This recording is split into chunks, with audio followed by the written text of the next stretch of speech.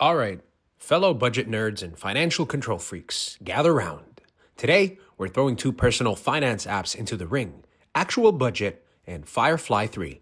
It's a battle of spreadsheets disguised as apps, but great. First up, Actual Budget.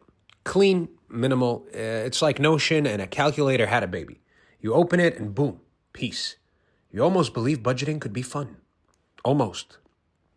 Then there's Firefly 3, the open source beast.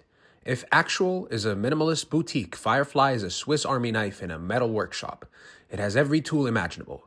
It also has the aesthetic of your uncle's Excel sheet from 2009. But hey, functionality. Now, Actual Budget is like that one friend who explains things clearly without making you feel dumb. It's envelope based, real time syncing, and smooth like oat milk in your iced latte. You enter stuff, assign envelopes, and bam, you're budgeting, or at least pretending really well.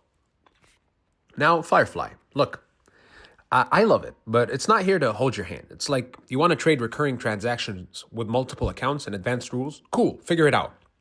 There's a learning curve indeed. And by curve, I mean cliff. Here's where it gets spicy. Firefly 3 is self-hosted. That means you control your data, no corporation sniffing your coffee habit, but self-hosted also means you might be Googling words like Docker container and MariaDB at 3 a.m. Actual, on the other hand, can be self-hosted or you can use their hosted version. Best of both worlds. It's like having a roommate who respects your boundaries. Now, both are technically free, but with caveats. Firefly is open source and completely free, but again, you pay with time and brain cells. Actual is open source now, but if you use the hosted version, it's about $4 a month. Yes, a budgeting app that costs money, but honestly, if it stops me from impulse buying another plant, I'll forget the water.